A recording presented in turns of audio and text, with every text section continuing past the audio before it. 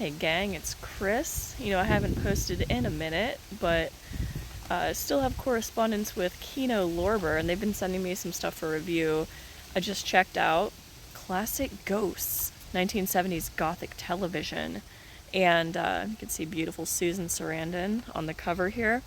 This is a new release from Kino Blu-ray.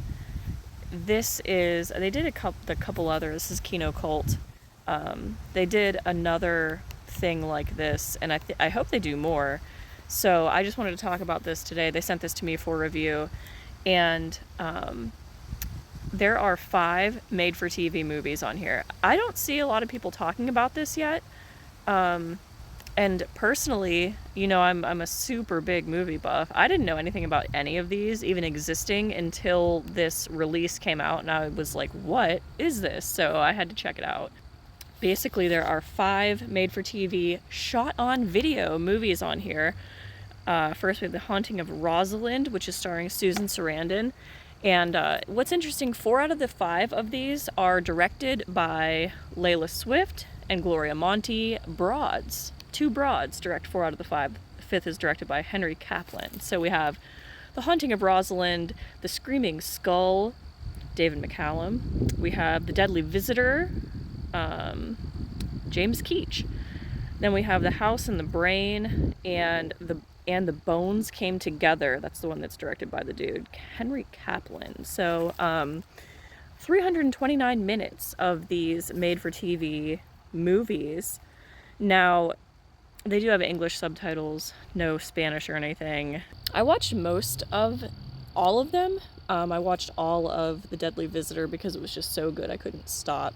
I was trying to get a feel just so I could talk about this and give you my opinion, but they looked decent. Don't expect super awesome picture quality. A couple of them had like the tape distortion and lines on screen and stuff like that. So there was some places where you could tell that it was shot on tape, which I think is charming. It's also not widescreen. It's it's full screen, so it's made for TV. But the sound quality was great. I think that the biggest takeaway is that we should appreciate that these are now available for viewing, because these were from the UCLA Film and TV Archive. So they were locked away in the old abandoned archive until now. These are all, I believe, from 1973. So what I love about these stories is that obviously there's not gore. They all feel kind of like period piecey, so like the garments, and it has that weird 70s feel to it, but then it's like I don't know, it's supposed to be like taking place in a different time, maybe the late 1800s. I'm not sure what time period they were going for in this, but it's not like present day 1970s in any of these, so that was interesting.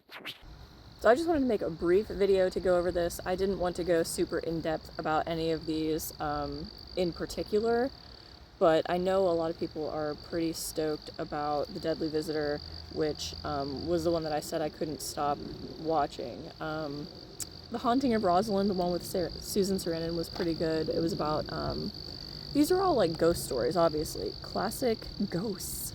So it's very focused on the story, and it's just kind of a creepy element. So there's not, there's absolutely no gore. It's more like what's to be imagined in your mind.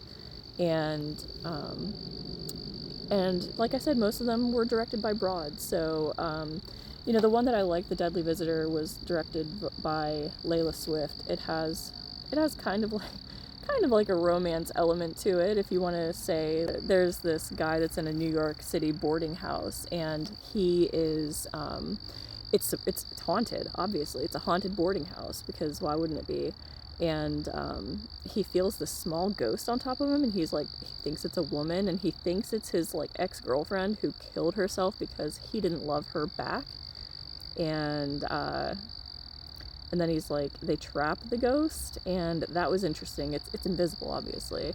So then they have a sculptor there, and they make a cast model of the ghost to see its form, because they're like super horny for this ghost. They got to see the ghost form.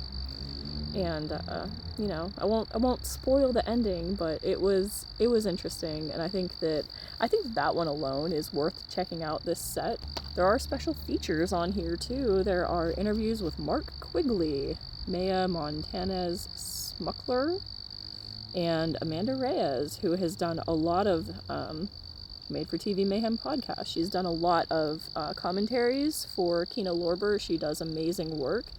And then there's a demonstration of 2-inch video technology featuring David Crosswaite from DC Video, which I did not check that out yet. I listened to snippets of the interviews because I really like Amanda Reyes and her work. So definitely always appreciate whenever Kino Lorber brings her into the mix. Some ghost stories, which I think appeal to broads in general, but directed by mostly women, set in, you know, this weird period piece. A lot of like the one had a sister element to it. A couple of them have like a romance element. I think that, you know, if you have a girlfriend or something that's, you know, maybe not into like gore, there's none of that in here. So this might be a cool Halloween date thing or whatever. I don't know. I think women would appreciate it. Guys would probably appreciate maybe the more historical aspect, that, you know, this is like, some of these have never been seen since they had aired on TV. So I think guys might nerd out over that more. But yeah, check it out if you're into that sort of thing. It does have the little slip that Kino's doing. There's 2 discs on here, so let me just show you the meat and potatoes while we're at it. So the same art there. There's the back with all the stuff. I'll do an insert so you can read it for yourself. There we have the old spinneroo. So it's on 2 discs. We have 2 movies plus bonus content on disc 1. We have 3 movies plus nothing else on disc 2. They're region free, not rated, because they're from 1973. So there you have it. Thank you, Kino Cult. So thanks again to Kino Lorber for sending this to me for review. I appreciate Kino Cult and Kino Lorber restored and rediscovered, getting us back in touch with these gems that are lost to time. So that is super cool. I think that that's awesome, and I hope that they continue more collections like this, because this is badass. It's like, I think MSRP is $40 on Kino's site. It's on sale right now, and you know, I assume that it'll be around for a while. They typically don't, you know, you might see it on a sale in the future.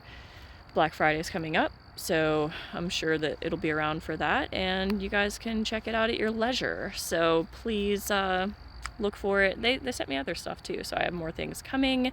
I also have, I don't know, other things. I intend to make more videos, but we'll see how that goes. And I guess thanks for watching. I'm gonna go because something's creeping around in the woods behind me. So see you next time.